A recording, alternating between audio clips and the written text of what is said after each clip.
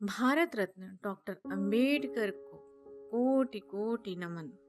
आपने पिछले वीडियो में देखा कि कैसे भीमराव उच्च जाति के बच्चों के साथ शिक्षा प्राप्त करने के लिए अपने जीवन की पहली विजय हासिल की।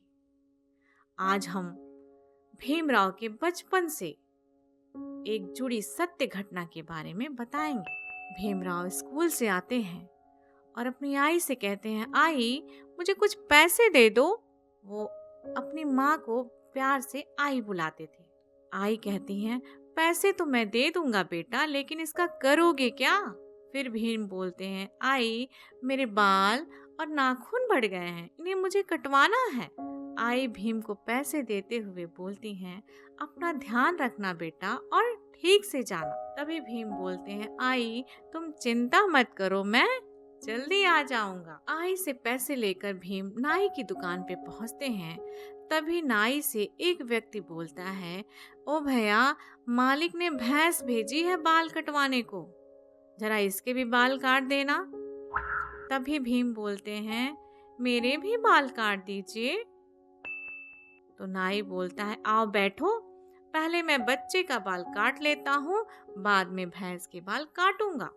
तब तक तुम एक काम करो, ये लो पानी और भैंस के बाल गीले करो। तभी वहां गांव का एक दूसरा बालक अपने बाबा के साथ बाल कटवाने आ जाता है और भीम को नाई की कुर्सी पर बैठे देख भड़क उठता है। कहता है, अगर यह यहाँ बाल कटवाएगा तो मैं बाल नहीं कटवाऊंगा। तभी नाई भीम से पूछते हैं कि क्यों, स्कूल में लड़ाई हुई है क्या तुम दोनों की?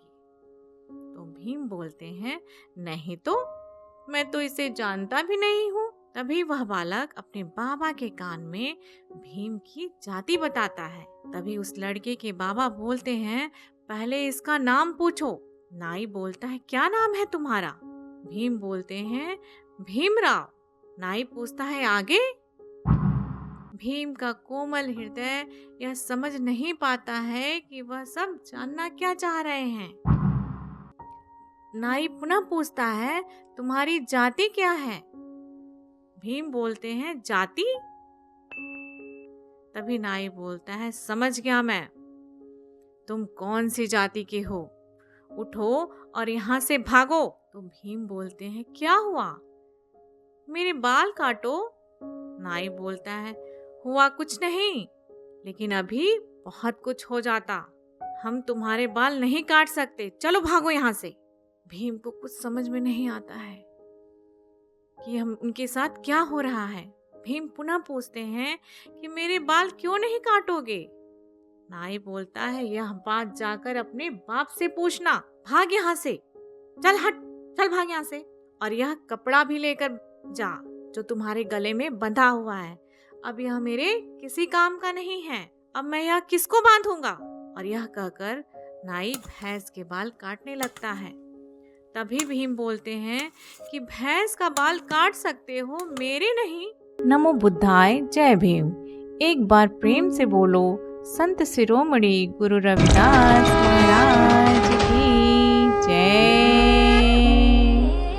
क्या आप भगवान बुद्ध की शिक्षाओं से प्रेरित होना चाहते हैं या डॉक्टर अंबेडकर के संघर्ष और विचारों को जानना चाहते हैं, या संत रविदास जी की भक्ति और समता के संदेश को सुनना चाहते हैं, तो जुड़िए हमारे धम्म ज्योति यूट्यूब चैनल के साथ, जहां हम आपको इन महापुरुषों की गौरवशाली गाथाएं और अनमोल शिक्षाएं प्रस्तुत करते हैं। आपका एक लाइक, एक शेयर, एक सब्सक्रिप्शन इस ज्ञान की ज्योति को आगे लेकर जाएगा।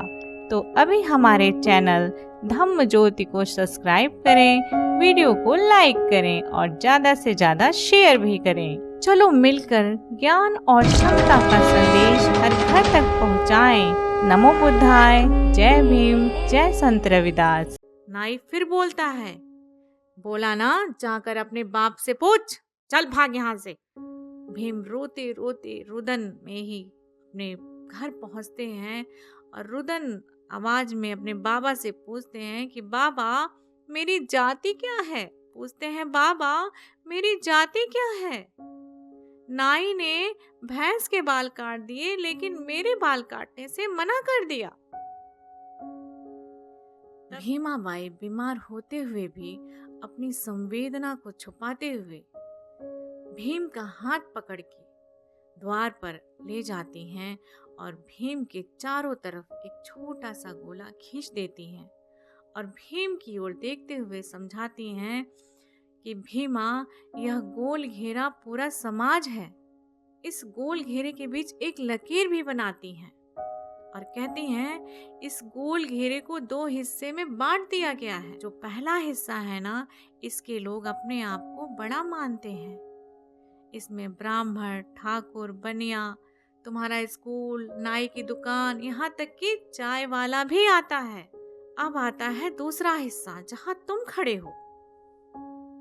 इस हिस्से में तुम हो, मैं हूँ, तुम्हारे बाबा हैं, हम सब लोग हैं, हमारा पूरा परिवार है। भीम, यहाँ कुछ भी नहीं, सिर्फ धुतकार, घृणा, बेइज्जती के।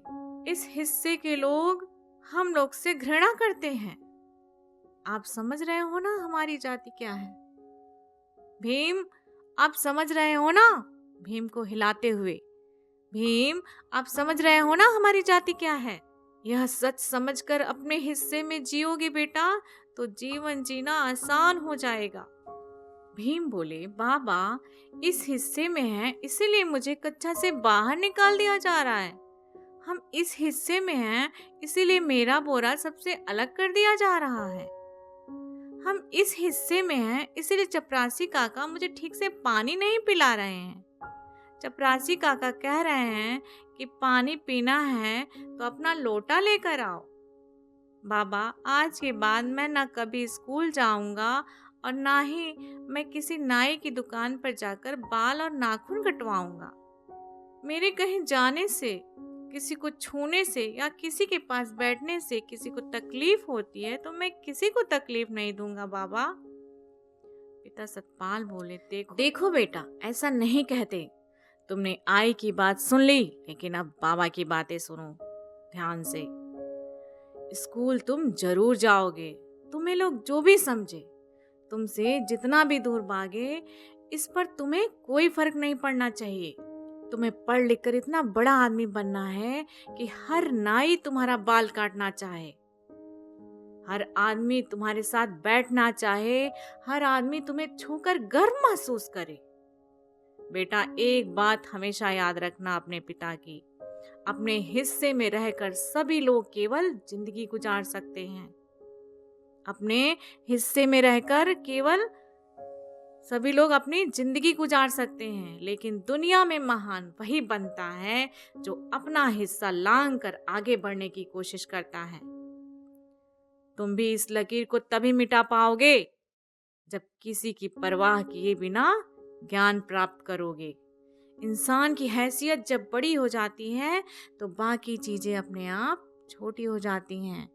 एक बार प्रेम से बोलो, बाबा अम्बेडकर और पिता सतपाल की जय।